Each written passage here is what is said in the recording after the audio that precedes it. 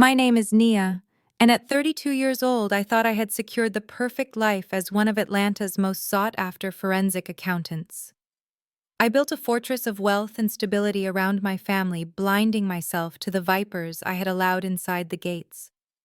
My sister Keisha announced her pregnancy with my husband Marcus at my birthday dinner, expecting me to collapse in a heap of tears and humiliation. She thought she had won the ultimate prize. Instead, I simply finished my glass of vintage Cabernet and stood up.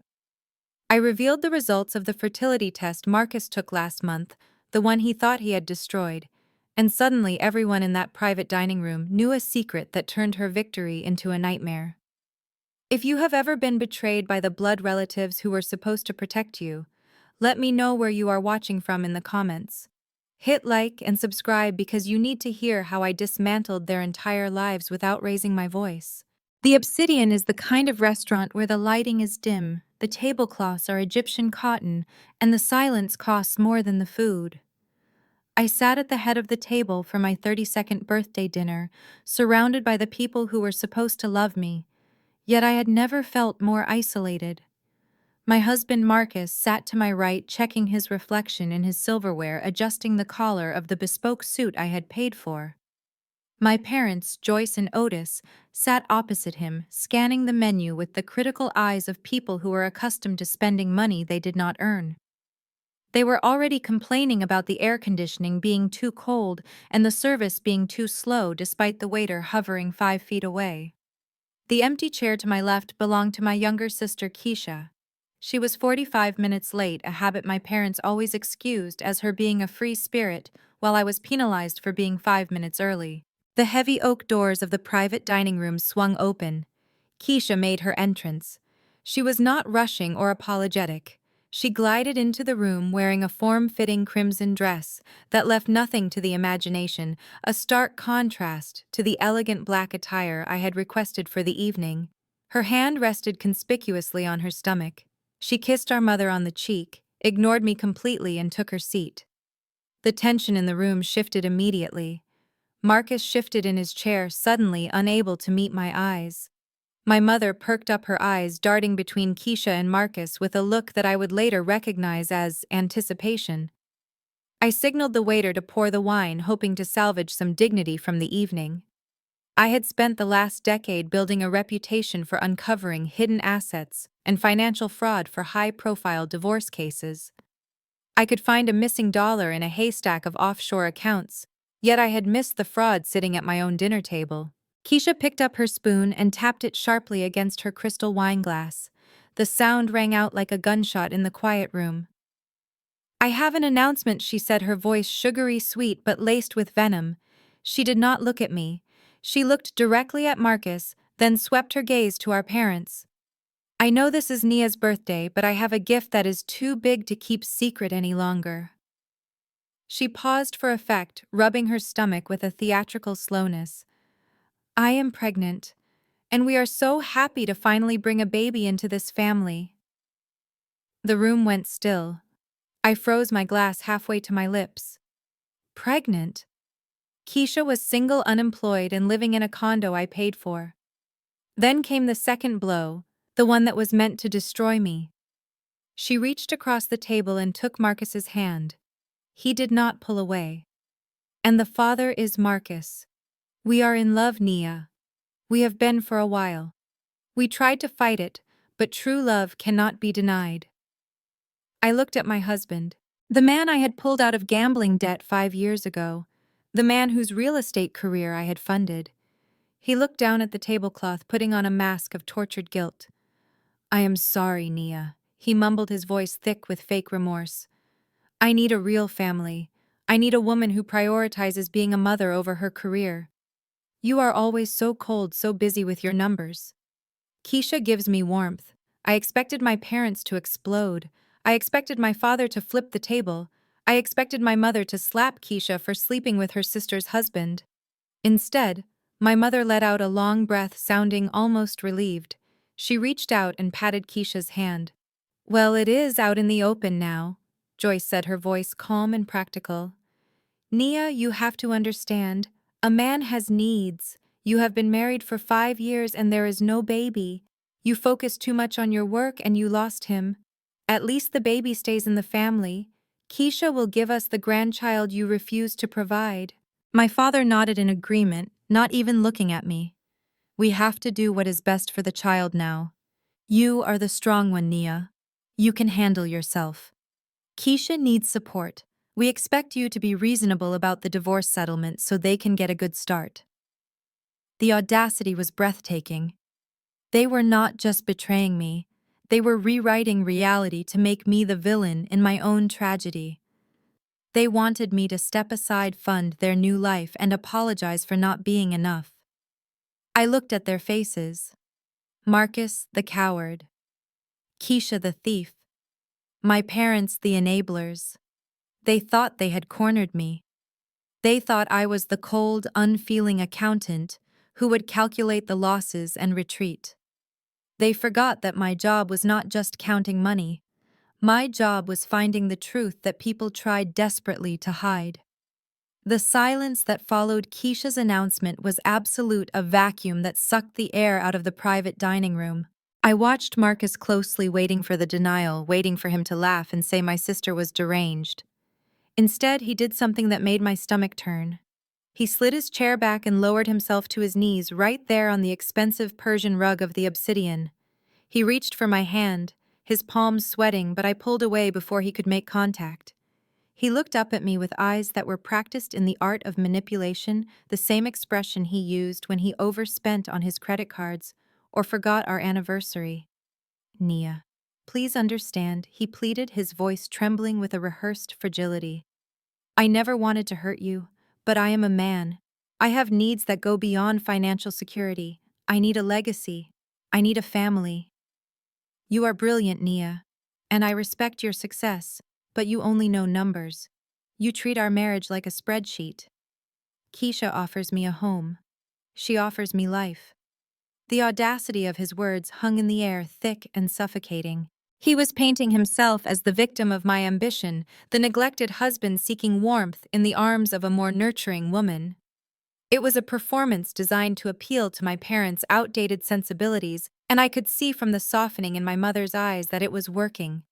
I looked across the table at Brad. My brother-in-law was a man of few words, born into Connecticut old money, raised with a silver spoon and a rigid code of conduct.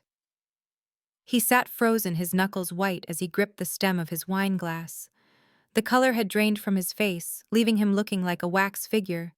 He stared at his wife, then at Marcus, his mouth opening and closing slightly, as if his brain could not process the data his ears had just received. Brad was a good man, perhaps too naive for the vipers he had married into, and in that moment, I saw the light inside him extinguish. He did not scream or rage. He simply shattered silently, his entire world collapsing while Keisha preened next to him, mistaking his silence for acceptance. While Marcus continued his monologue about his biological imperatives and my emotional unavailability, my mind drifted back to a rainy Tuesday, exactly 1 month prior. I remembered the frantic phone call at 2 in the morning. Marcus had been sobbing, incoherent with terror, claiming that he had made a mistake with a relentless group of bookies in the underground gambling circuit. He owed $50,000, a debt he had hidden from me for months. He told me they were going to break his legs if he did not pay by sunrise. I remembered sitting in my home office, the blue light of the monitor illuminating my face as I authorized the wire transfer. I had saved his life. I had cleared his ledger. I had protected him from the consequences of his own vices because I honored the vows we took. And this was his repayment. He took my $50,000, cleared his debt to the mob, and then slept with my sister to create a backup plan in case I ever tired of bailing him out. He did not want a family. He wanted an insurance policy. The man kneeling before me talking about legacy was the same man who had begged me for cash to save his kneecaps 4 weeks ago. The disgust rose in my throat, bitter and sharp, but I swallowed it down. I looked at his pathetic, pleading face, and I knew that the time for mercy had passed. I stood up slowly, smoothing the fabric of my dress with the deliberate grace of a woman who knows she is about to deliver a death blow. My mother leaned forward, a handkerchief already in her hand, ready to dab away the tears she assumed I would shed. She wanted a show. She wanted to see the strong, independent daughter finally broken so she could rebuild me in her own image, subservient and grateful. But I did not cry. My eyes were dry, my pulse steady. I looked at the waiter, a young man named David, whom I had tipped generously upon arrival, and gave him a subtle nod. He understood the signal immediately. The lights in the private dining room dimmed slightly. A low hum filled the air as the motorized projector screen descended from the ceiling behind me. I had reserved this equipment weeks ago, intending to show a sentimental slideshow of family memories, a gesture of goodwill I now realized was wasted on these people. But as a forensic accountant, I always had a contingency plan. I always prepared for the worst-case scenario, because the numbers had taught me that people lie, but data does not. I plugged my phone into the HDMI cable on the table. A crisp, high-resolution image flooded the screen, illuminating the shocked faces of my family with a harsh blue light. It was not a photo of happy memories. It was a medical report from the Atlanta Center for Reproductive Health, dated exactly 3 weeks ago. The header was unmistakable. Marcus looked at the screen, and his jaw went slack. The color drained from his face so fast he looked like a corpse propped up in a suit. He tried to stand to block the view, but his legs seemed to fail him. I walked over to the screen, the click of my heels on the hardwood floor, the only sound in the room. I pointed to the diagnosis section, enlarged for clarity. Secondary sterility. I read aloud, my voice calm and projecting to the back of the room. Caused by severe complications from untreated mumps in adolescence, exacerbated by prolonged substance abuse in early adulthood. I turned to look at my husband. You told me you shredded these results, Marcus. You told me the doctor said everything was fine and that I was the problem. You let my parents blame my career, my stress, my age. You let me carry the weight of our infertility while you knew the truth. But you forgot one thing about your wife. I do not throw away paper trails. I find them. I looked at the bottom of the document where the sperm count was listed. It was a single digit. 0. Not low. Not poor motility. 0. Absolute irreversible sterility. The silence that followed was heavy, pressing down on us like a physical weight. My mother's mouth hung open, her eyes darting from the screen to Marcus to Keisha. My father looked at the floor, unable to process the information. But it was Keisha who drew my attention. She had gone very still. Her hand, which had been resting so proudly on her stomach moments ago, now looked like a claw clutching her designer dress. The smug smile was gone, replaced by a look of pure, unadulterated terror. She looked at Marcus silently, begging him to say it was a lie, to say it was a mistake. But Marcus just stared at the table, a man convicted by his own biology. I picked up my glass of wine and took a slow sip, letting the reality sink in for everyone. Then I turned my gaze to my sister. Keisha, congratulations on your pregnancy, I said, my voice dripping with false sweetness. It really is a miracle.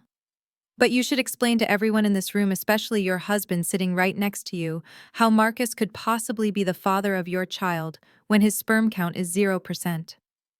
The question hung in the air, toxic and undeniable.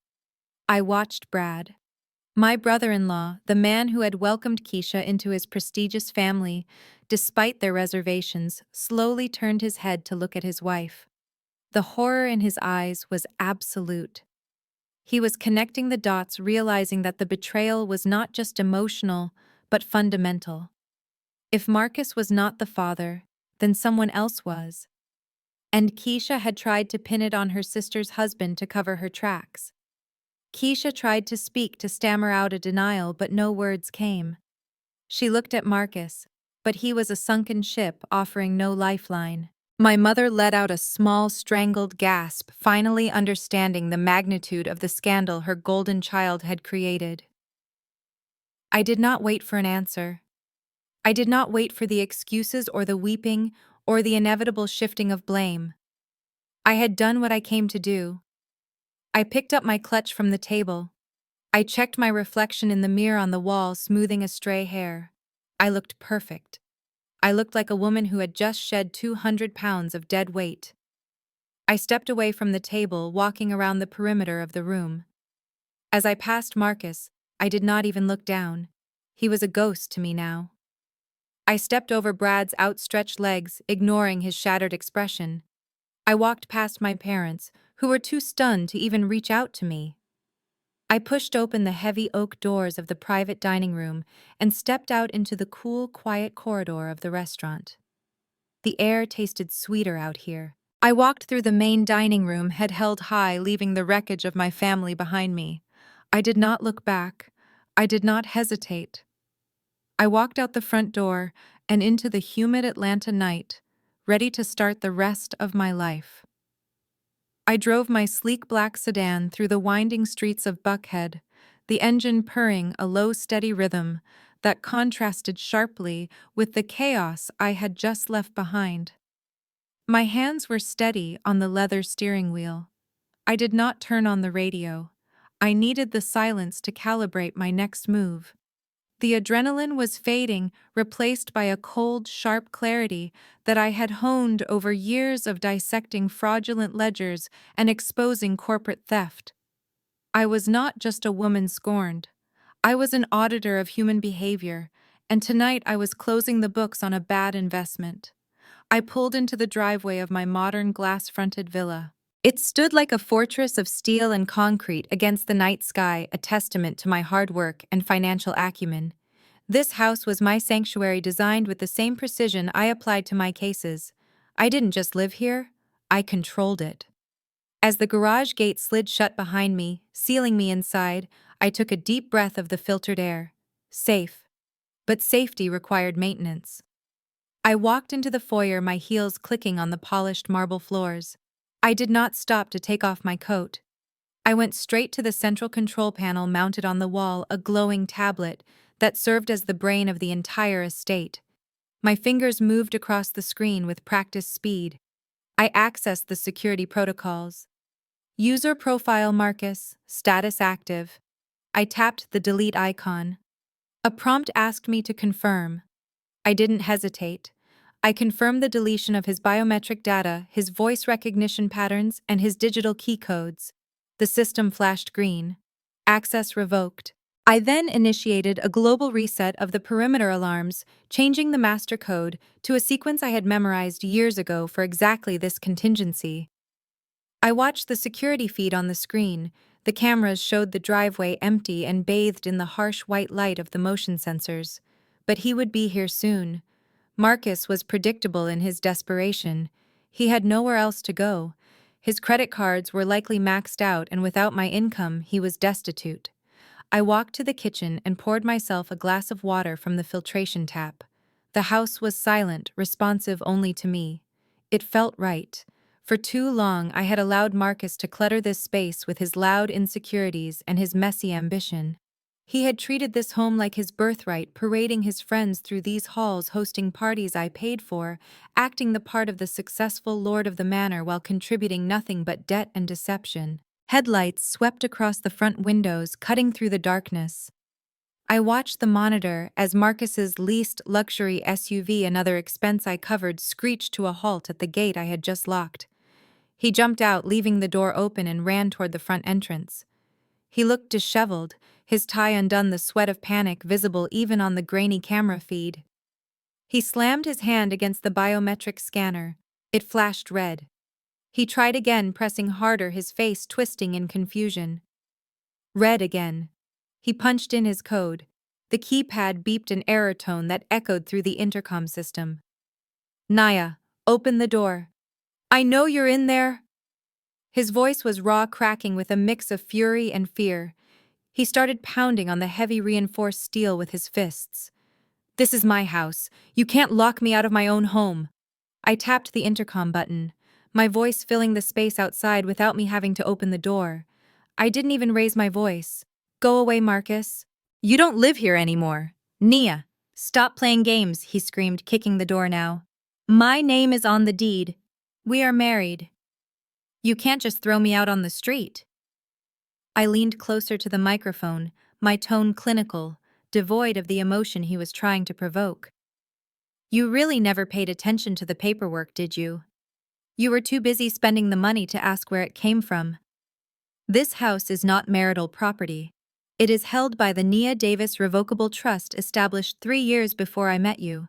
You are a guest here, Marcus, and your invitation has been revoked. He stopped, kicking, his chest heaving. I could see the gears turning in his head, trying to find a loophole, a lie that would work. But we're married, he stammered, his bravado crumbling. Everything is 50-50. That's the law. I let out a short, dry laugh. Do you remember the stack of documents you signed 5 years ago? The ones you didn't read because you were too busy crying about your bookie breaking your fingers? You signed a prenuptial agreement, Marcus. A very specific, very ironclad agreement drafted by the best contract lawyers in Atlanta. I watched him freeze. He remembered. I knew he remembered the night he signed his life away in exchange for a $50,000 check to clear his gambling debts. He had been so relieved to be saved that he would have signed a confession to murder. Clause 14, Section B. I recited from memory. In the event of infidelity resulting in pregnancy or verifiable proof of financial deception, the offending party forfeits all claims to spousal support and marital assets. I have the fertility report proving your deception about our marriage, and I have the credit card statements proving your financial infidelity. You leave this marriage with exactly what you brought into it, nothing. Marcus stared at the camera lens as if he could see me through it. The realization hit him like a physical blow. He wasn't just locked out of a house, he was locked out of a lifestyle. He was back to being the broke, desperate man I had met, only now he was older and stained by scandal. Nia, please, he whispered, his voice tinny through the speaker. I have nowhere to go. Keisha won't take me. Her husband is going to kill me. You can't leave me out here. I looked at the man on the screen. He was pathetic. A parasite who had finally run out of hosts. I felt nothing for him. No love, no hate, just the cold satisfaction of a balanced ledger. You should have thought about that before you decided to destroy me, I said. Your clothes are in a box at the end of the driveway. I suggest you pick them up before it rains. I cut the feed. The screen went black. I stood in the silence of my fortress, surrounded by the wealth I had built and protected. I was alone, yes, but for the first time in years I was safe. The Viper was outside the gate and I held the only key. I turned off the lights in the foyer and walked up the floating staircase to my master suite. I had a busy day tomorrow. I had a sister to dismantle and parents to sue, and unlike them, I needed my rest. The morning sun sliced through the floor-to-ceiling windows of my corner office in downtown Atlanta, illuminating the dust motes dancing in the air, but doing nothing to warm the chill in my veins. I sat behind my mahogany desk, a fortress of solitude I had earned through 80-hour work weeks and a relentless pursuit of the truth. My inbox was already flooding with emails from my legal team regarding the divorce filing and the restraining order against my parents, but I ignored them. I was waiting for an appointment that was not on the official calendar. At 9 o'clock sharp, the intercom buzzed. Mr. Bradley is here to see you, Ms. Davis. Send him in, I replied, my voice devoid of the tremor that had threatened to surface when I woke up alone in my empty house. The door opened and Brad walked in. If I looked like a woman who had just surgically removed a tumor from her life, Brad looked like the patient who had died on the table. My brother-in-law, usually the picture of Connecticut old money with his pressed polos and easy smile, was a wreck. His eyes were red-rimmed and sunken, his hair disheveled, and he wore the same clothes he had on at the dinner the night before. He looked like a man who had walked through a hurricane. He collapsed into the leather chair opposite my desk, not even bothering with a greeting. He just stared at his hands, which were shaking uncontrollably. "It is true, isn't it?" he whispered, his voice cracking. "The medical report. It wasn't a fake." I clasped my hands on the desk, maintaining my professional composure. "It is 100% authentic, Brad. I verified it directly with the clinic before the dinner. Marcus has been sterile for years. There is absolutely no biological possibility that he is the father of Keisha's child. Brad let out a sound that was half laugh, half sob. He ran a hand down his face, pulling at his skin as if trying to wake himself up from a nightmare. Then who, Nia? I know it isn't mine. We haven't been intimate in 4 months. She told me she was stressed. She told me she needed space. He looked up at me, his eyes pleading for an answer that wouldn't destroy him, but I only dealt in facts. And the facts were brutal. I opened the drawer of my desk and pulled out a thick file folder. It landed on the desk with a heavy thud. This was the part of my job I hated the most, the moment when the numbers told a story that broke a heart. I have been managing the family trusts and investments for 3 years, Brad, I said, opening the file. You and Keisha gave me power of attorney over your joint accounts to maximize your portfolio. You trusted me to watch the money. And I did. I watched it very closely. I slid a series of bank statements across the desk toward him. The highlighters I had used were neon yellow, screaming for attention against the black and white text. Start with the dates I instructed. Look at the cash withdrawals from the joint savings account. $5,000 on the 12th, $10,000 on the 19th, another $5,000 last week. Brad picked up the papers, his brow furrowing. I asked her about these. She said she was helping your parents with a medical bill. She said your dad needed surgery. My father has full health insurance and a pension, I corrected him. He hasn't had surgery in a decade.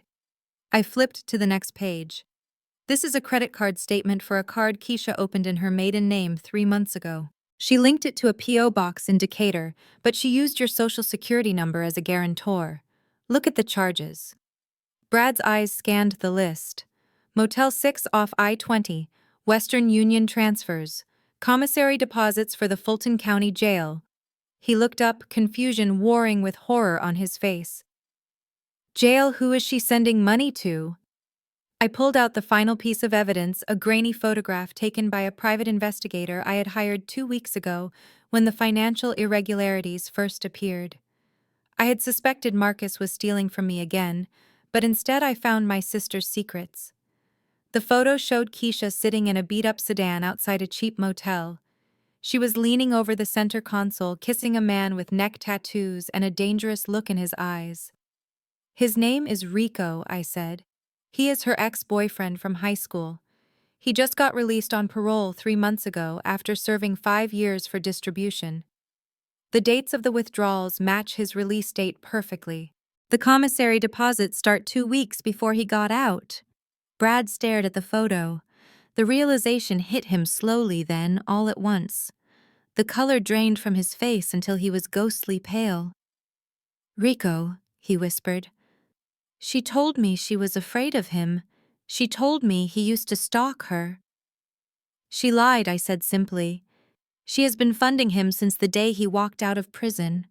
And given the timeline of her pregnancy and your lack of intimacy, the math is undeniable. The baby is Rico's. Brad dropped the photo as if it burned him. He slumped back in the chair looking physically ill. But why Marcus? Why say it was Marcus? If she is pregnant with this guy's kid, why blow up our family like this? Why not just leave me for him? Because Rico is a felon with no money and no future. I explained, my voice clinical. And you have an ironclad prenuptial agreement. I reviewed it myself. Clause 7, Section C. If Keisha files for divorce, or if she is caught in an act of infidelity that results in a child with a partner who has a criminal record, she gets nothing. No alimony, no access to the trust, 0. Brad looked at me, his eyes widening as the pieces clicked into place. She needed a way out that didn't leave her destitute, I continued. If she admitted the baby was Rico's, you would throw her out and she would be raising a child in a motel room. But Marcus is the husband of her wealthy sister. If she pinned it on Marcus, she creates a family crisis.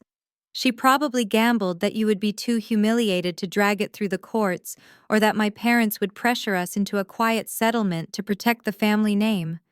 She wanted to create a situation where paying her off to go away was the path of least resistance. And she thought Marcus was rich, Brad added, his voice hollow. She always talked about how much money you two had. She didn't know. She didn't know I control everything I finished. She didn't know Marcus is broke. She thought she was monkey branching to a safer limb, but she grabbed onto a dead branch.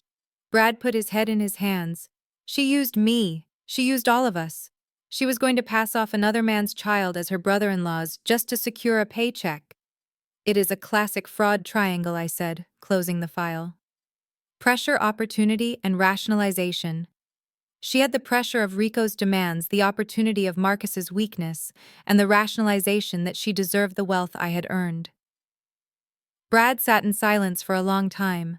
When he finally looked up, the heartbreak was gone, replaced by a cold, hard resolve that mirrored my own. He stood up, smoothing the wrinkles in his suit. "Can I keep these copies?" he asked, gesturing to the documents. "They are yours," I said. He nodded, tucking the folder under his arm. "Thank you, Nia. You saved me from a lifetime of lies."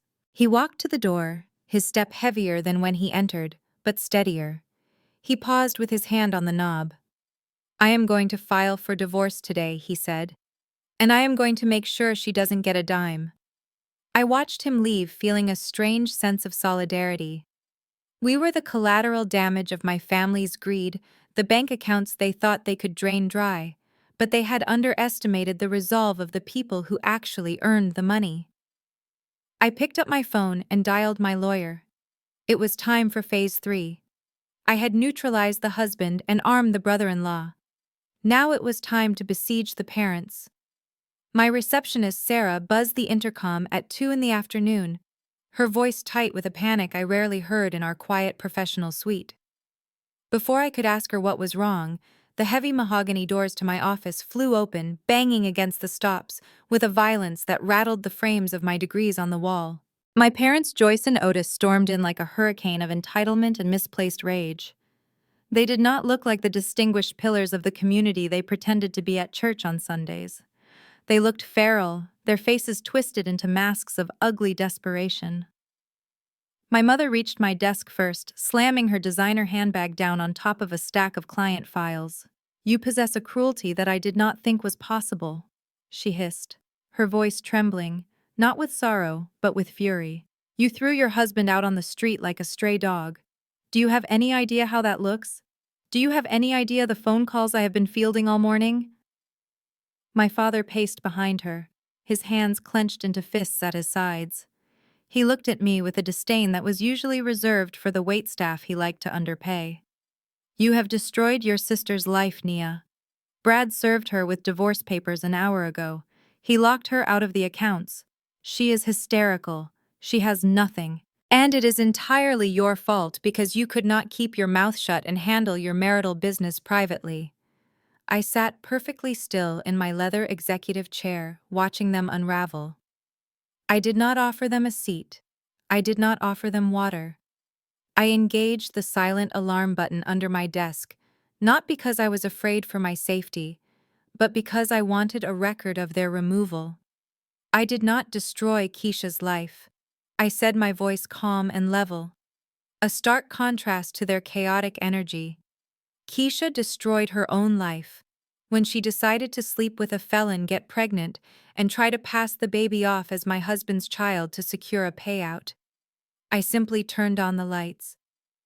My mother waved her hand dismissively, as if I were discussing a minor parking ticket rather than paternity fraud. "Details, Nia. You always get hung up on the technicalities. The point is that you have humiliated us. You have exposed our family to ridicule. Marcus is calling everyone crying about being homeless. Brad is talking to lawyers.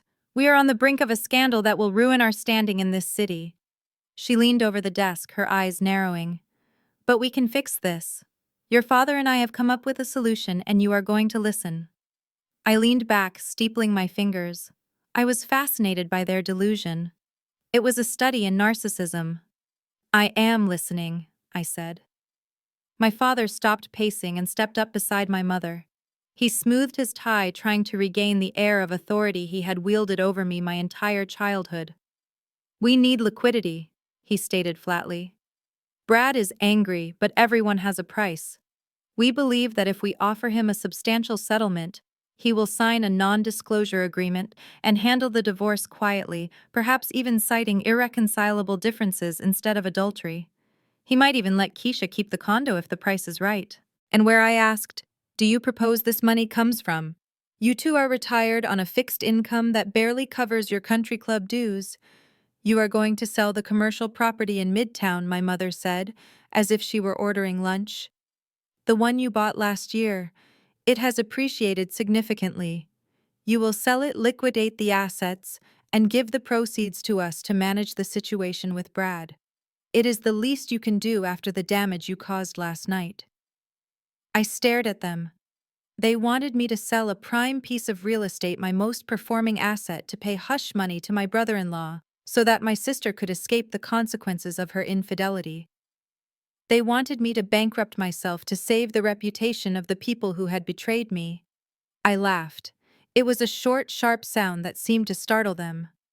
"No," I said. "Excuse me," my father said, his voice dropping an octave. "No," I repeated. "I will not sell my property. I will not give you a dime. And I certainly will not help you cover up Keisha's mess. She made her bed with Rico and now she can lie in it." My mother gasped. "You are selfish. You have always been selfish. We raised you better than this. We made you who you are. You made me resilient because you forced me to survive you," I corrected her. "But you did not make me successful. I did that. And I am not going to set my hard work on fire to keep you warm." My father's face turned a shade of purple I had never seen before. He lunged forward, reaching across the desk. Before I could react, his hand connected with my cheek. The sound of the slap echoed through the office, sharp and loud. My head snapped to the side. My cheek burned, a stinging heat spreading across my skin. The room went dead silent. My mother covered her mouth, her eyes wide, but she did not move to stop him. She did not apologize. I slowly turned my head back to face him. I did not touch my face. I did not cry. I looked him dead in the eye, and I saw the sudden flash of fear replace his anger. He realized he had just crossed a line that could not be uncrossed. "That is the last time you will ever touch me," I said, my voice barely a whisper, yet it carried the weight of a judge's gavel. "You just assaulted me in my place of business on camera." I pointed to the discreet lens in the corner of the ceiling. "But that is the least of your problems, Otis." I opened my laptop and spun it around so they could see the screen. Displayed there was a digital file of forensic analysis I had completed 3 days ago.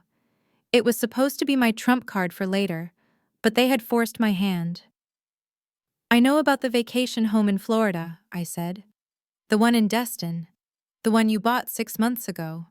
My mother stiffened. "We bought that with our savings. We deserve a retirement home." "You bought it with a mortgage," I corrected her.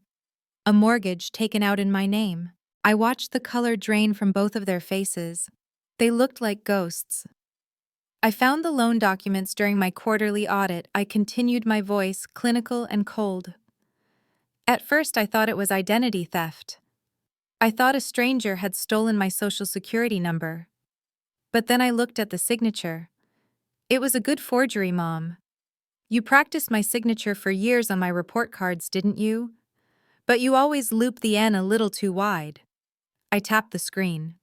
"You used my credit score, my financial history, and my identity to secure a $600,000 loan because your credit is trash. That is not just bad parenting. That is federal bank fraud. That is identity theft. That is a felony that carries a minimum sentence of 10 to 30 years in federal prison." My father gripped the edge of the desk, his knuckles white. "Nia, wait. We intended to pay it. We were going to make the payments. We just needed a co-signer and you were busy." "I was not asked," I said. "I was robbed. By my own parents." I reached for the phone on my desk. "I have already drafted the affidavit. I have the IP logs showing the application came from your home computer. I have the handwriting analysis confirming the forgery. I was waiting to see if you had any shred of decency left, any redeeming quality that would make me hesitate." I looked at my father, whose hand was still twitching by his side, the hand that had just struck me. But you made my decision very easy today. Nia, please. My mother begged, tears finally streaming down her face. Real tears of terror this time. You cannot send your parents to jail. We are family. Family does not steal from each other, I said. Family does not slap each other when they don't get their way. I picked up the receiver. Security is on their way up to escort you out. You will be hearing from the district attorney's office regarding the fraud charges, and do not think about running to Florida. I have already filed a lien on the property. The door opened behind them. Two uniformed security guards stood there looking serious. Please remove these people from my building, I instructed. And if they return, call the police immediately. My parents looked at me one last time, searching for the daughter they had manipulated for 30 years, the girl who always fixed it. But she wasn't there. Only the forensic accountant remained, and she had just closed their account for good. As they were let out, stumbling and sobbing, I felt the stinging on my cheeks subside, replaced by the cool resolve of a woman who had finally cut out the infection that had been killing her. While I was dismantling my parents' fraudulent schemes in my office, Marcus was experiencing a very different kind of reality check across town. He had checked himself into the Ritz-Carlton the night I threw him out, confident that his charm and my credit card would tide him over until I calmed down. He truly believed this was just another marital spat, another mess I would eventually clean up, because I always had. He woke up wrapped in Egyptian cotton sheets, ordered a lavish breakfast of steak and eggs, and prepared to face the day like a man who had simply hit a temporary speed bump. His delusion came crashing down at exactly 11 in the morning. I received the alert on my phone while reviewing the lien on my parents' Florida home. Attempted charge, $450. Status declined. Card reported lost or stolen. According to the report my private investigator later provided, accompanied by delicious security footage from the hotel lobby, Marcus marched down to the front desk with the arrogance of a man who has never had to count pennies. He slammed his platinum card on the marble counter and demanded to know why his room service had been delayed. The concierge, a woman with infinite patience, swiped the card. She swiped it again. Then she picked up a pair of scissors. I am afraid this card has been flagged for immediate confiscation, Mr. Davis, she told him, her voice polite but firm. Your bank has frozen all assets associated with this account due to suspicious activity. Marcus laughed at her. He actually laughed. That is ridiculous, he scoffed. My wife is Nia Davis. She owns half this city. Call the bank. Tell them who I am. The concierge did not call the bank. She called security. We have been instructed to ask you to vacate the premises immediately, she said. The payment for last night failed to process this morning. Unless you can provide an alternative form of payment, you are trespassing. Marcus fumbled for his wallet. He pulled out the corporate card I had given him for his real estate expenses. Declined. He tried the joint debit card we used for household groceries. Declined. He even tried a gas station credit card he kept for emergencies. It had a limit of $500, and he had maxed it out on champagne the night before. The security guards, two large men who looked like they enjoyed their jobs, escorted my husband out of the lobby. He did not leave with dignity. He was shouting about lawsuits and knowing the owner, dragging his designer suitcases across the pavement while tourists watched and filmed. He stood on the curb, homeless, penniless, and carless, as the valet informed him that the leasing company had repossessed his SUV an hour ago, using the spare key. Desperation is a powerful clarifier. Stripped of my protection, Marcus did not go to a shelter. He did not go to a friend. He went to the only person he thought still owed him something. He took a cab to the condo I paid for, the one where Keisha was currently hiding from the fallout of her own making. He didn't have the money for the fare, so he left his Rolex as collateral with the driver. A fake Rolex I knew he had bought on Canal Street years ago, though he insisted it was real. He pounded on Keisha's door until she opened it. My sister looked ragged. Her eyes were swollen, her hair unkempt, the stress of Brad's divorce filing and the public humiliation taking its toll. But she did not look happy to see her co-conspirator. "What are you doing here?" she hissed, trying to block the doorway. "Brad's lawyers are watching the place. If they see you here, it proves the adultery clause. I don't care about Brad, Marcus shouted, pushing past her into the living room. Nia cut me off. She froze everything. The cards, the bank accounts, the car. I am on the street, Keisha. So am I, she snapped, closing the door and leaning against it wearily. Brad canceled my credit cards this morning. I have $12 in my checking account. Marcus paced the small living room like a caged animal. This wasn't the deal. You said if we pulled this off, Nia would settle. You said she would pay you off to keep it quiet and I would file for divorce and get half the estate. We were supposed to split it, Keisha. $5 million. That was the number. There it was. The truth laid bare in a condo paid for by my hard work. They had not just stumbled into an affair. It was a heist. Marcus had not just been looking for a family. He had been looking for a golden parachute. He knew I was getting suspicious of his gambling debts. He knew his free ride was ending.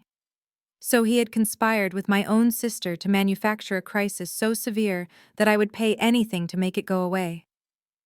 He thought he would play the heartbroken husband, divorce me for infidelity or irreconcilable differences amidst the chaos, and walk away with a settlement funded by my blood and sweat. And Keisha, greedy and jealous, had agreed to blow up her own marriage to secure a piece of mine. You promised me, Marcus yelled, grabbing a vase from the table and throwing it against the wall. It shattered, a perfect metaphor for their scheme.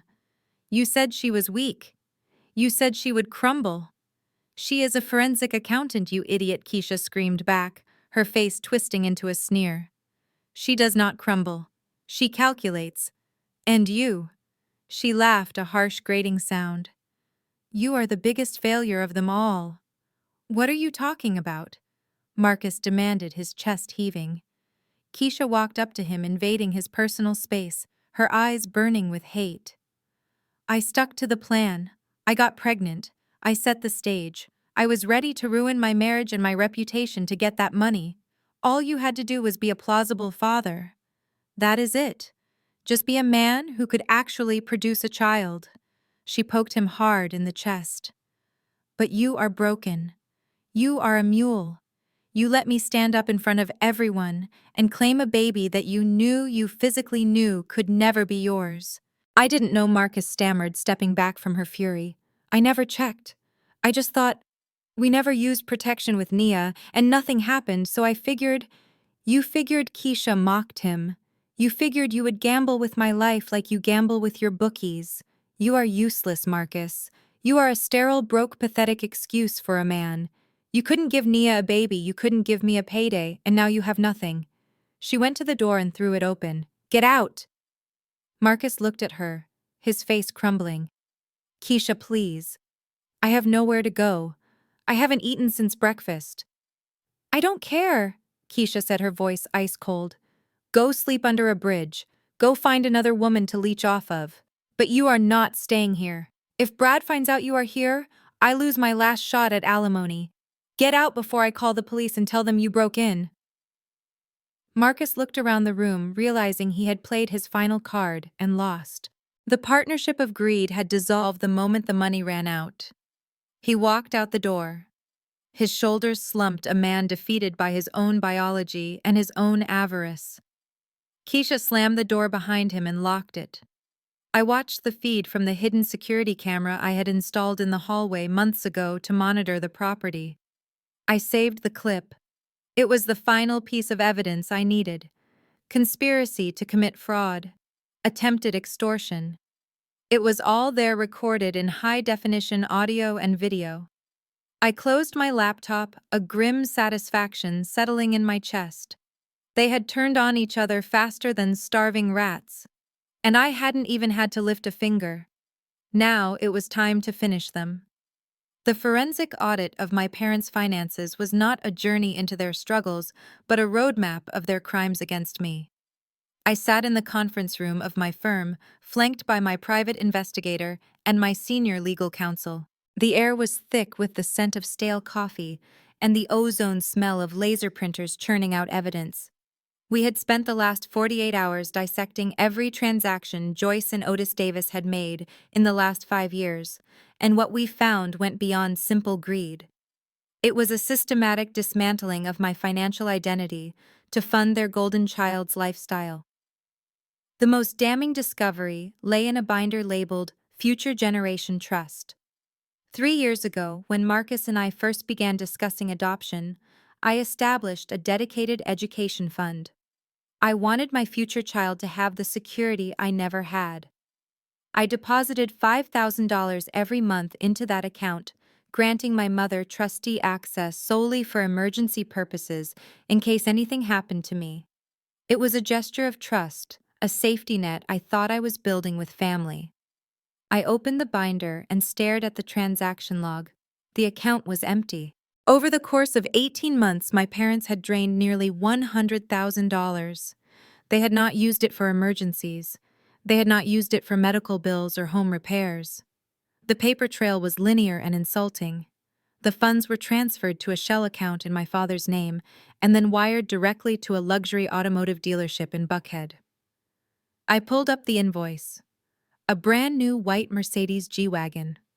The buyer was listed as Keisha Davis. The co-signer was listed as Nia Davis. I stared at my name forged in my mother's looping handwriting on the loan documents for the remaining balance. They had stolen the cash for the down payment from my unborn child's future, and then stolen my identity to finance the rest. They had bought my sister a six-figure status symbol with the money meant for my child's tuition. The rage I felt was different from the heat of the dinner or the stinging of my cheek when my father slapped me. This was a cold, absolute zero.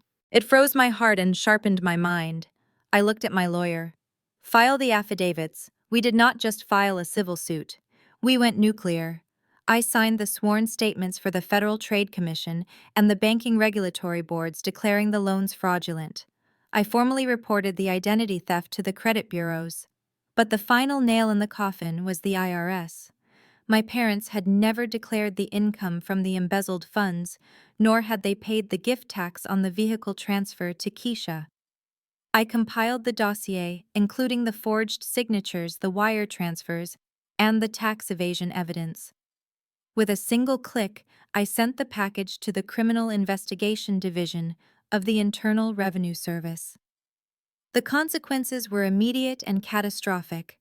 I had timed the notifications to hit the banking servers at 9 in the morning when the systems updated for the business day. My private investigator had a tail on my parents. He streamed the audio to my phone.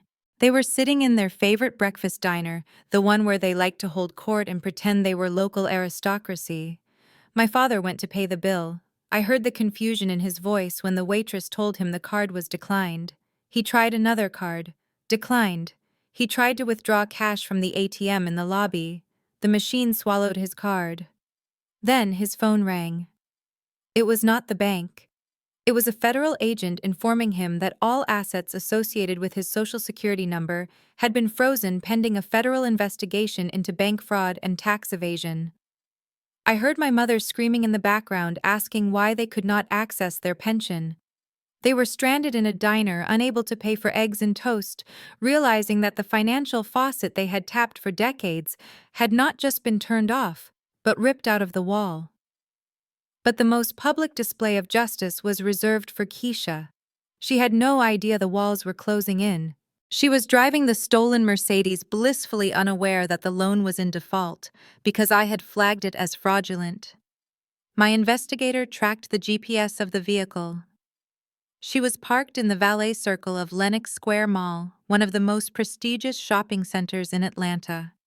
She was inside spending money she did not have, trying to retail therapy her way out of the anxiety of her imploding life. I authorized the repossession order. The recovery team was already on standby. I watched the feed from the mall's security camera, which my investigator had accessed. The tow truck did not come quietly. It backed into the valet circle, blocking the exit of the luxury SUVs and sports cars. The driver, a man who clearly had no patience for entitled debtors, hooked the Mercedes up with efficient brutality. Keisha walked out of the mall carrying shopping bags from stores she could no longer afford. She saw the truck.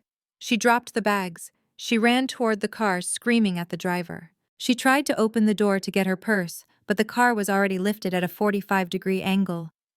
"You cannot take my car," she shrieked, her voice cracking. "Do you know who I am? My sister will sue you." The driver did not even look at her. He handed her a slip of paper. "This vehicle was purchased with fraudulent funds, ma'am. It is evidence now. Step away, or I will call the police." A crowd had gathered. Shoppers with their phones out recording the woman in the tight dress screaming at a tow truck driver. Keisha looked around wild-eyed and desperate. She saw the cameras. She saw the judgment. For a woman whose entire existence was curated for social media validation, this was death by exposure. She tried to call my mother. I knew because my mother was currently trying to call me. I let all the calls go to voicemail. I watched on the screen as the truck drove away, dragging her status symbol and her dignity down Peachtree Road. Keisha was left standing on the curb, surrounded by spilled shopping bags with no car, no money, and no way home. I closed the laptop in my office. The silence was heavy, but it was the silence of a clean slate. I had reclaimed my name. I had avenged the theft of my future child's security. My parents were facing federal charges that would drain their retirement to fight. Keisha was walking home. The ledger was balancing itself one tragedy at a time. The final nail in the coffin of my family's dignity did not arrive in a sealed legal envelope or a secure digital file. It arrived on the front porch of my parents' colonial house, in the form of a man named Rico. My private investigator had alerted me that Rico was moving. He had seen the news of the car repossession. He had heard through the grapevine that the payout Keisha promised him was evaporating. Rico was not a man who understood corporate litigation or forensic accounting. He understood cash, and he understood leverage. When the money stopped flowing, he went to the source. I was sitting in my home office when my investigator texted me to turn on the audio feed. He had placed a long-range listening device near my parents' front window days ago, anticipating that their house would become the war room for their defense against me. Instead, it became a hostage situation of their own making. I listened as Rico pounded on the heavy oak door. It was not a polite knock. It was the sound of a man who felt he was owed something. I heard my father's heavy footsteps approaching the door, followed by the sound of the lock turning. The conversation that followed was not the polite suburban chatter my parents were used to. Rico pushed his way inside. I could hear my mother gasp, and Keisha let out a low, terrified whimper. "You think you can play me?" Rico's voice boomed through the speakers, distorted but unmistakable. "Keisha told me there was a plan. She said her sister was going to pay. She said the husband was going to take the fall, and we would split the settlement. But now I see her car getting towed on Instagram. I see you people running around like headless chickens. Where is my money?" My father tried to summon the authority he used on golf caddies and junior associates. "Young man, you need to leave this house immediately. I am calling the police. Call them?" Rico laughed, a cold, humorless sound. "I am on parole. I know exactly what sends me back inside. But before you dial 911, you might want to look at what I have on this phone." There was a moment of silence, the kind of silence that happens when a predator corners its prey. I could imagine Rico holding up his cracked smartphone, scrolling through the gallery. "Keisha likes to take pictures." Rico continued, his voice dropping to a menacing purr. "She likes to make videos. She thought it was fun. She thought we were Bonnie and Clyde. But I kept everything. I have videos of us in this house when you two were at church. I have pictures of her using the drugs I sold. And I have the messages where she talks about how stupid you two are and how she is going to bleed her sister dry." My mother made a sound like she was choking. "If I do not walk out of here with $10,000 in cash right now," Rico threatened, "I am not just sending these to her husband. I am sending them to everyone. I will post them on every page that follows your little country club. I will send them to the church directory. Your daughter is going to be famous, Joyce, but not the kind of famous you like." The panic in the room was palpable even through the audio feed. My parents were facing their worst nightmare. It was not prison. It was not bankruptcy. It was public shame. They could survive a lawsuit. They could not survive the world seeing their golden child exposed as a drug-using adulterous conspirator involved with a felon. "Pay him, Otis!" My mother shrieked, her composure shattering completely. "Just give him the money! Get him out of here! I cannot!" My father yelled back, his voice cracking with desperation. "The accounts are frozen. Nia locked everything. The cards do not work. The ATM ate my card this morning. We do not have $10,000, Joyce. We do not have $10." The reality of their situation crashed down on them. They were trapped in a house they could not afford, with a blackmailer they could not pay because the daughter they had abused had finally turned off the tap. Keisha was sobbing now, begging Rico not to ruin her life, pleading with him to remember what they had. Rico ignored her. He started counting down from 10, 9, 8, 7. "Otis, call her," my mother screamed. "Call Nia. She has money. She will not let this happen. She cares about the family name. She has to help us." I watched my phone. It lit up. "Incoming call, Dad." I let it ring 3 times. I took a sip of my tea. I adjusted the volume on the audio feed so I could hear their frantic breathing. Then I swiped the green button. "Nia." "Thank God," my father gasped, sounding like a man drowning. "You have to help us. There is a man here. He is threatening your sister. He is going to ruin us. We need money. We need a transfer immediately. Just this once, Nia. Please, we will do whatever you want. Just make it stop." I listened to his begging. I listened to the man who had slapped me in my office 24 hours ago, now pleading for my protection. I thought about the car they bought with my unborn child's money. I thought about the mortgage they took out in my name. I thought about the years of being the second-class citizen in my own family, the bank, the fixer, the doormat. I looked at the receiver.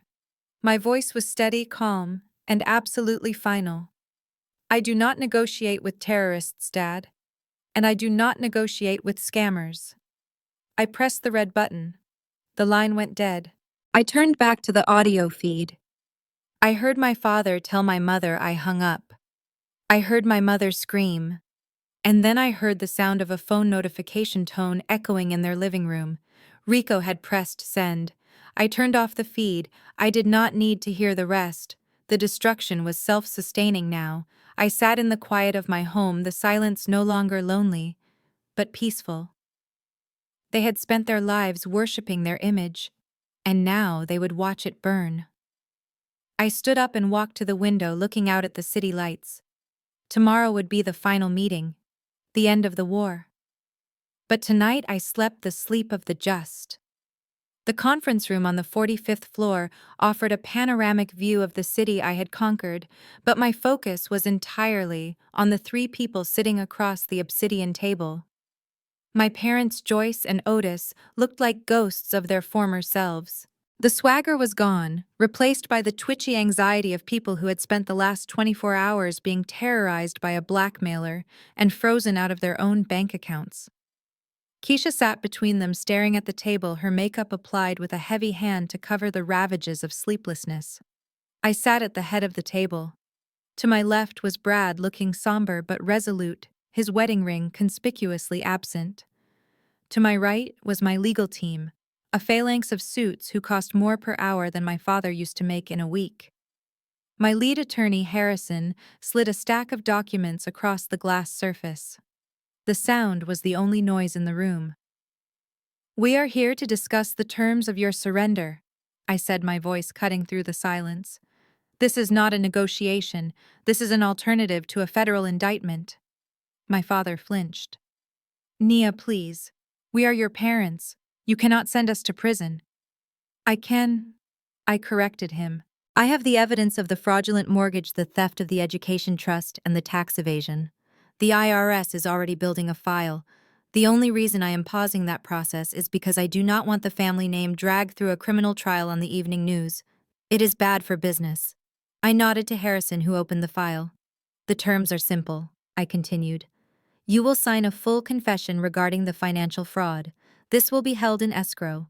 If you ever attempt to contact me, slander me, or ask for money again, it goes to the district attorney." My mother began to weep softly. Furthermore, I said, ignoring her tears, you are signing over the deed to the Florida house to satisfy the lien. The house in Buckhead is already in foreclosure, so you will be vacating it immediately. Where will we live? My mother wailed. We have nowhere to go. I have arranged housing, I said. I slid a brochure across the table. It was for a one-bedroom apartment in a senior living complex on the outskirts of the city. It was clean, safe, and utterly modest. I have paid the lease for 1 year. After that, you will live on your Social Security. You will not have access to credit cards. You will not have access to my accounts. You are retired now, effectively and permanently. My father looked at the brochure with horror. This is a shoebox. We cannot live here. We have a standing in the community. You have no standing, I said coldly. You have a mountain of debt and a criminal record waiting to happen. You take the apartment or you take a cell. Choose. They looked at each other. They looked at the documents. The fight had left them. With shaking hands, my father picked up the pen. He signed. My mother followed her tears, spotting the paper. They had traded their freedom for their dignity, a transaction they had forced me to make. I turned my gaze to Keisha. She shrank back in her chair. Now for you, I said. Brad leaned forward. He placed a single document in front of her. It was the divorce petition. I am filing for divorce on the grounds of adultery, Brad said, his voice flat. We have the proof of your relationship with Rico. We have the proof that the child is not mine. Keisha looked up, her eyes flashing with a momentary spark of her old entitlement. You cannot leave me with nothing, Brad. I am pregnant. The court will order support. Harrison cleared his throat. Actually, Mrs. Bradley, the prenuptial agreement you signed is quite specific. Clause 7. Adultery resulting in a child with a third party voids all spousal support. Furthermore, since you used marital funds to support a known felon, we are suing you for the return of those assets. Keisha looked at me. Nia, help me. Please. Rico is crazy. He has no money. I cannot raise a baby with him. I will be destitute. I looked at my sister. The sister who had slept with my husband. The sister who had plotted to steal my fortune. You should have thought about that before you tried to pass off his child as Marcus's, I said. You wanted a payout, Keisha. You gambled everything on a lie. The house always wins. You are leaving with exactly what you earned, I continued. Your clothes, your personal effects, and the responsibility for your child. The condo is in my name. The locks have already been changed. You have 24 hours to collect your things from the lobby. But where will I go? She whispered. I hear Rico is looking for a roommate, I said. Or perhaps Mom and Dad can make room for a crib in their one-bedroom apartment. That is a family matter. And I am no longer part of this family. Brad handed her a pen.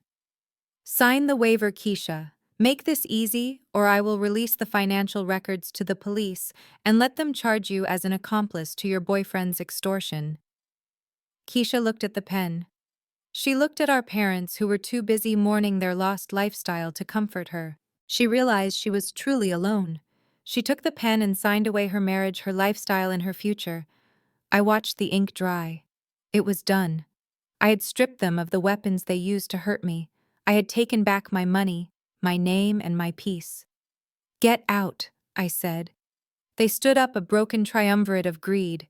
They walked out of the conference room, leaving the luxury they craved behind them. I did not feel sad. I felt the immense, crushing weight of obligation lift off my shoulders. I looked at Brad. He gave me a weary nod. We were survivors of the same shipwreck, and we had just made it to shore. Now there was only one loose end left to tie up. Marcus. The door to the conference room opened one last time, and the final defendant in my life's litigation walked in. Marcus looked like a man who had slept in a bus station bathroom. His designer suit was wrinkled and stained, and the arrogance that used to define his stride was gone, replaced by a shambling, desperate gait. He saw the empty chairs where my parents and sister had just surrendered their futures, and he must have sensed the blood in the water because he immediately dropped to his knees. Nia, please, baby. He started, his voice cracking with a performance of remorse that might have worked 5 years ago. I know I messed up. I know it looks bad. But I was scared.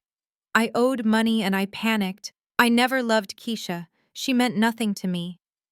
You are the only woman I have ever loved. Please do not throw away our marriage over one mistake. I can change. I swear to you I will go to therapy. I will go to Gamblers Anonymous. I will do whatever it takes. I swiveled my leather chair slightly, watching him grovel. It was fascinating to see how quickly a predator transformed into prey when the power dynamic shifted. Get up, Marcus, I said, my voice flat. You are ruining the carpet. He scrambled to his feet, hope flaring in his bloodshot eyes. He thought I was negotiating. He thought there was a path back to the luxury he felt entitled to. I know I have debts, he continued, the words tumbling out in a rush. But I still have my job. I am the top closer at Apex Realty. I have 3 closings scheduled for next month. That is $40,000 in commissions right there. I can pay you back. I can get my own apartment. I just need you to unfreeze the joint account so I can put down a deposit. I can rebuild Nia. I am a earner. You know I am good at what I do. I looked at him, the man who had built his entire identity on a house of cards I had paid for. He truly believed his mediocrity was excellence. He truly believed he was independent. Apex Realty, I repeated, tasting the name. That is the boutique firm in Buckhead, right? Specializes in high-end residential. Yes, exactly, Marcus said, nodding vigorously. The owner, Mr. Henderson, loves me. He says I am the future of the firm. I have a career, Nia. I am not like Keisha. I have value. I picked up a file from the stack on my left. It was a blue folder distinct from the legal documents I had used to dismantle my family. This was a business portfolio. Mr. Henderson is a nice man, I agreed, opening the folder. But he is also a terrible businessman. Did you know Apex has been operating at a loss for 3 quarters? They were leveraging their escrow accounts to cover operating expenses. It is a compliance nightmare waiting to happen. Marcus blinked, confusion clouding his face. How do you know that? That is confidential financial information. It was confidential, I corrected him, until this morning. When a company is insolvent, the owner is usually very happy to open the books for a cash buyer who offers to cover the liabilities and inject capital. I slid the purchase agreement across the table. It was signed at 8:45 that morning, while Marcus was likely arguing with the hotel concierge about his declined credit card. I bought Apex Realty, Marcus, I said, my voice devoid of triumph, just stating a fact. I acquired 51% of the controlling stock and assumed the role of managing partner effective immediately. Mr. Henderson was very relieved to retire. Marcus stared at the document, his mouth opening and closing like a fish on dry land. You bought my company. I bought my company, I said. And as the new majority owner, I decided to do a comprehensive audit of the staff. I found some very concerning discrepancies in your file. I turned the page, revealing a termination notice I had drafted an hour ago.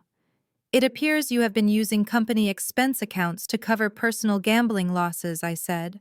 And you have been soliciting clients for personal loans off the books.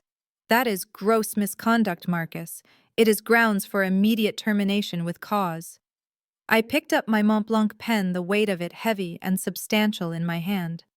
I signed the bottom line of the termination notice.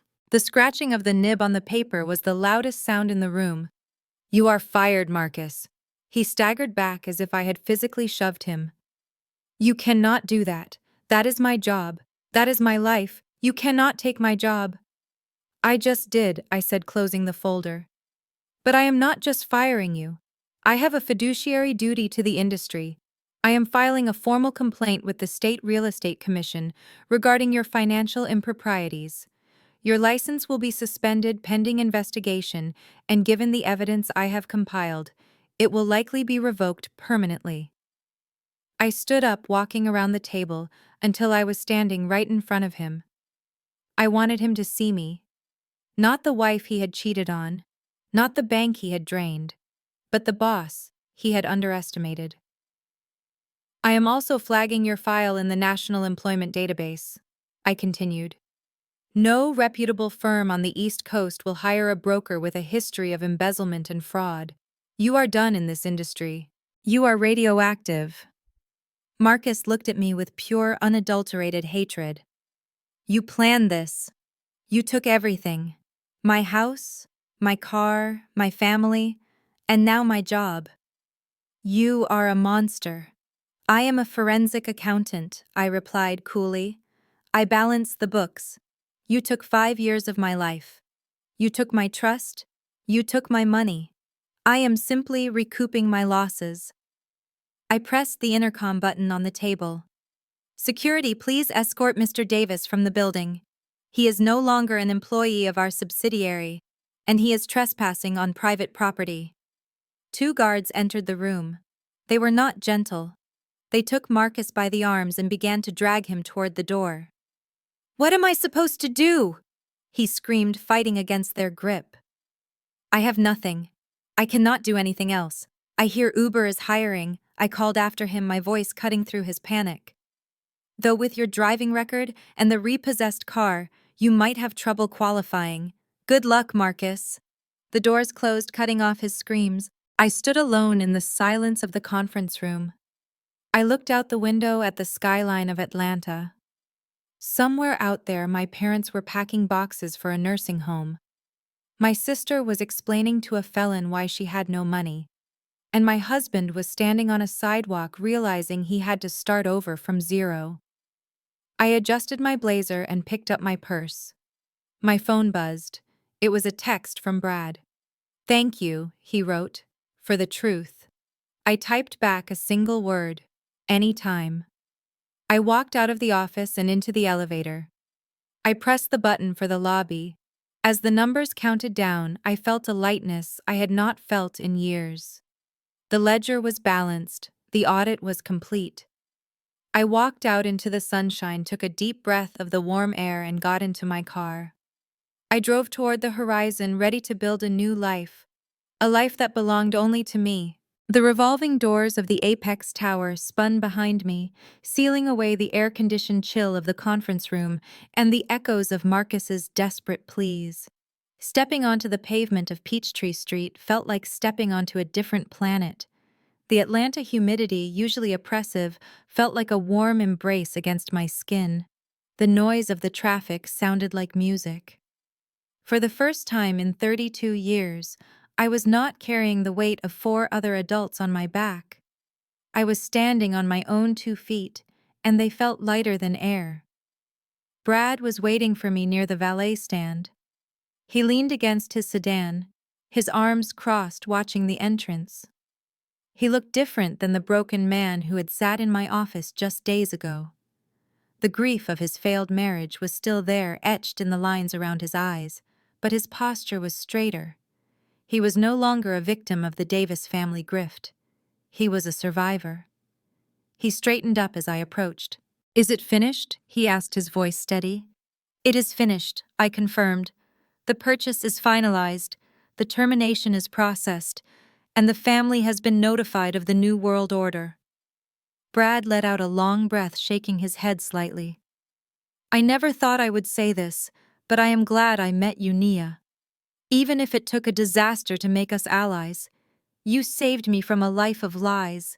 We saved each other, Brad. I replied, offering him a hand. He shook it firmly. The grip was professional, respectful.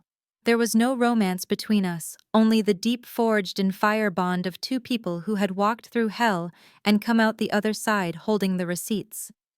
I will see you at the quarterly investment review, I said. We have a lot of assets to restructure now that the drain has been plugged. I look forward to it, partner, he said with a genuine, albeit tired smile. He got into his car and drove away, heading back to a life that was now undeniably his own. I turned to the valet who had just pulled up in my vintage Porsche 911. It was a car I had bought for myself 3 years ago, a reward for a massive fraud case I had solved. My mother had hated it. She said it was selfish and impractical. She said a mother should drive an SUV. But I was not a mother yet, and now, thanks to her theft, I might never be one in the way I had planned. But looking at the sleek silver curve of the hood, I realized I did not care about practicality anymore. I slid into the driver's seat. The leather was cool and smelled of success. I took my phone out of my purse. The screen was lit up with notifications, missed calls from my mother, texts from unknown numbers that were undoubtedly reporters or flying monkeys sent by my parents. Voicemails from Marcus. I did not check them. I did not archive them. I pressed the side button and held it down. The screen went black. The device powered off. Silence filled the cabin of the car. It was not empty. It was heavy with potential. I had spent my entire life trying to buy love, trying to earn my place at a table where I was being served poison. I had thought that if I just gave enough, worked hard enough, and forgave enough, they would finally see me. But they never looked. They only took. Now the bank was closed. I put the car in gear and pulled out into the traffic. I did not turn toward my empty house in Buckhead. I turned west toward the highway that led out of the city toward the open road where the sun was beginning its slow descent behind the skyline. I did not know exactly where I was going for dinner, or what I would do tomorrow, or who I would be in a year. For the first time in my life, I had no plan, no ledger to balance, no crisis to manage. I pressed the accelerator, and the engine roared in response, a powerful mechanical growl that vibrated through my bones. I felt a smile touch my lips, small at first, then widening as the wind caught my hair. I was alone, I was unburdened. I was free. This story serves as a powerful reminder that toxic family dynamics often thrive in the shadows of silence and unchecked generosity. Nia's journey teaches us that setting boundaries is not an act of cruelty, but an act of self-preservation. By meticulously gathering facts and removing emotion from her decisions, she dismantled the manipulation that had controlled her life. The ultimate lesson is that your worth is not defined by how much you can give to others, but by the respect you demand for yourself. Protect your peace, secure your assets, and never be afraid to close the door on those who only know how to take.